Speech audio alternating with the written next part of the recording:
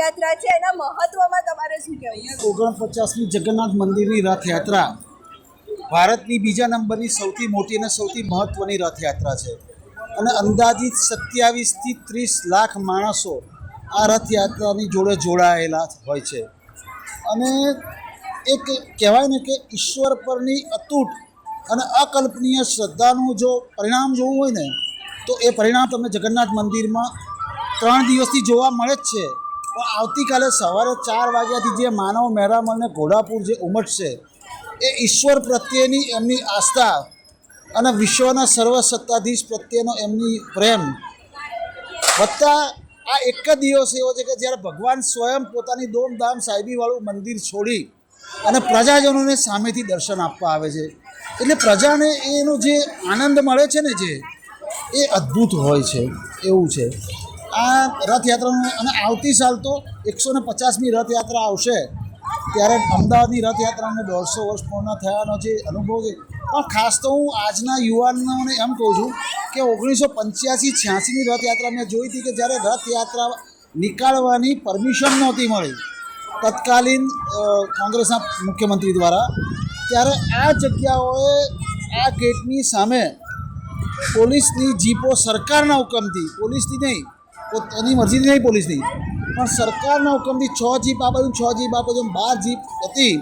અને હાથીઓએ ફૂટબોલને ફંગોળે ને એવી રીતના જીપ દાદાગીરીથી છે ને એ જીપને ફંગોળી અને રથયાત્રા કાઢી હતી. બીજે દિવસે સવારે ગુજરાતના મોટા જે અખબારો હતા એમાં હેડલાઇન હતી કે જગન્નાથ મંદિરની દબદબાભેર નીકળી રથયાત્રા.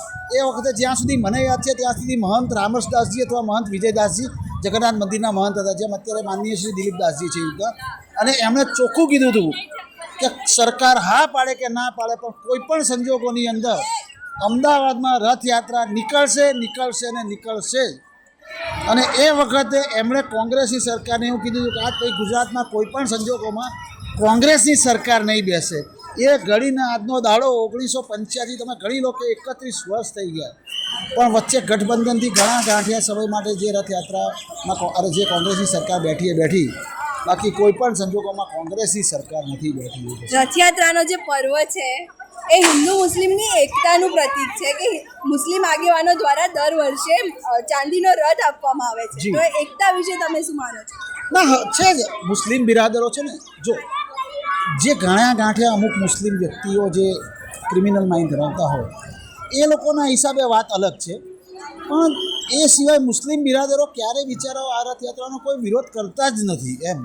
અને ચોક્કસ એ એકતાનું સંયોજન હવે વધવું જ જોઈએ, એ બોન્ડિંગ સતત વધવું જ જોઈએ એમ.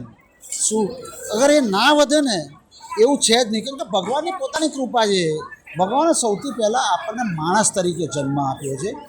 જ્ઞાતિ ધર્મ એ બધી વસ્તુઓ તો ભગવાને તમને જે જગ્યાએ જ્યાં જન્મ આપ્યો ત્યાં તમારે એનાથી પ્રસ્થાપિત થાય. પણ છીએ તો આપણે બધા માણસો છીએ, તો આપણે બધા ભગવાનના ભક્ત.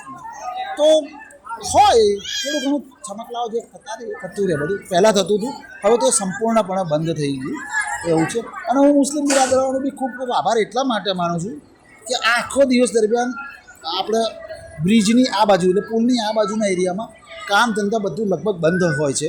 તો એ વખતે મુસ્લિમ બિરાદરો જે આપણને જે સપોર્ટ કરે છે આ રથયાત્રા કહેવામાં, એ માટે ચોક્કસ મુસ્લિમ બિરાદરોનો આભાર માનવો જ છે. એવું છે. Thank you.